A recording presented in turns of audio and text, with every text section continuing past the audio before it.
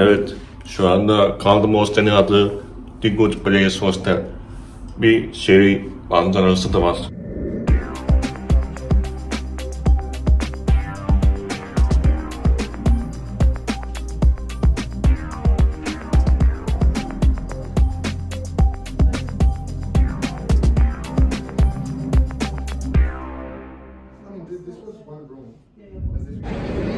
Evet, şu anda Saraybosna'ya geldik. Sadece 2 günlük turum var. Gezecek yerler fazla bir şey yok. Çok küçük bir yer zaten. Kentin batısı, doğusu 30 dakika yürüme mesafesi. Zaten çok yakın. Fazla bir şey yok burada. Ülkenin nüfusu 3 milyon. Başkentin nüfusu 345 bin nüfuslu. Ülkede hem Sırplar, hem Bosnak, hem Hırvatlar yaşıyor. 3 tane dil konuşuyorlar. Federasyon içinde zaten. Ülkenin kuzeyinde ve güneyinde özel Sırp cumhuriyetleri var. Kuzeybatısında Hırvatlar var.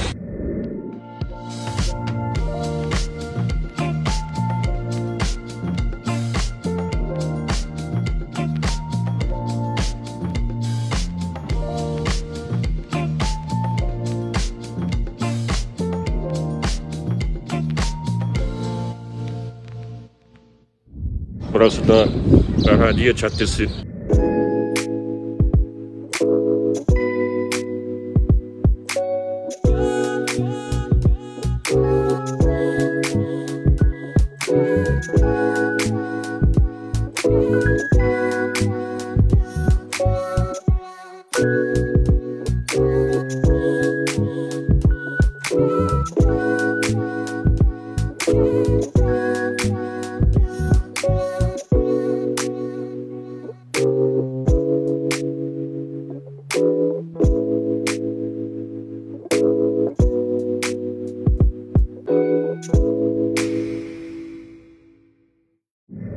Burası da çarşı.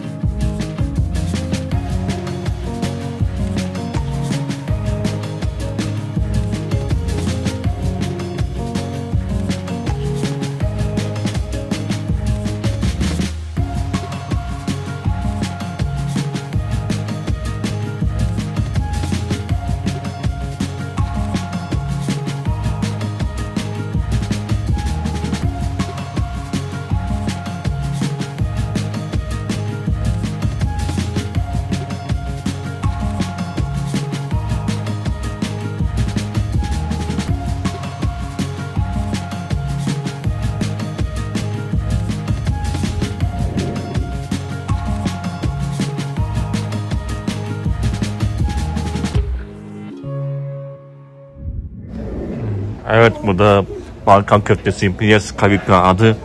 Kaymak, yanında soğanla, ekmek, salata. Burada yemek Balkan köfteleri aynı zaten. Ben Sırbistan'da yemiştim. Beyaz Karika, Trabzisi hepsi aynı. Bosna Hersek'te, Kosova'da, Arnavutluk, Makedonya'da hepsi aynı.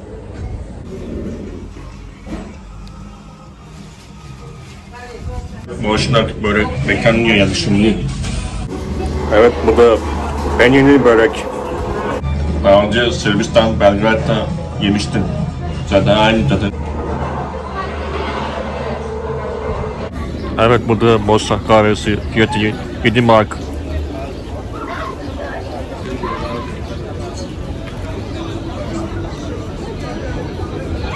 Şimdi de Balkan köftesini yedim. Bosna kahvesini de içtim. Börek de yedim. Şimdi Bosna tatlısını yemeye gideceğim. Şimdi ne diyeceğim? Bakalım nasılmış.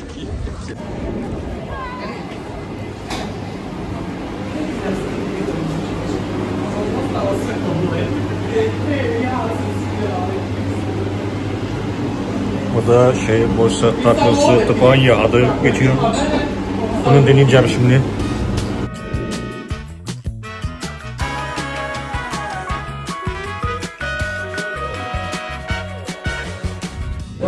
Bayağı güzelmiş tatlı.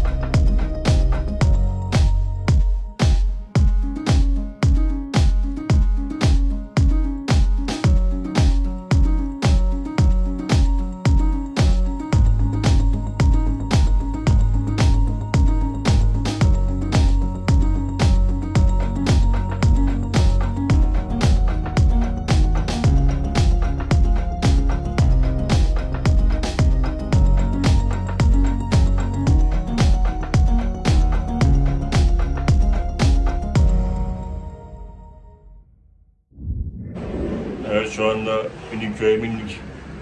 Tepeye çıkıyormuş. Fiyatı da 20 mark. Gidiş dönüş.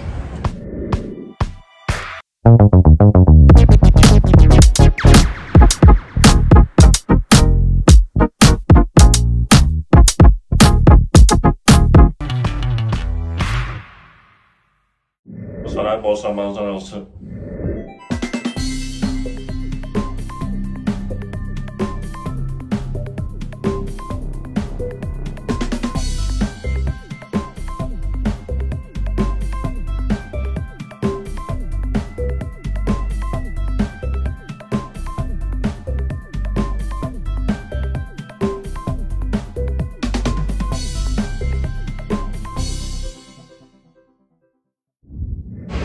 Evet, Bosna turunun sonuna geldik şimdi.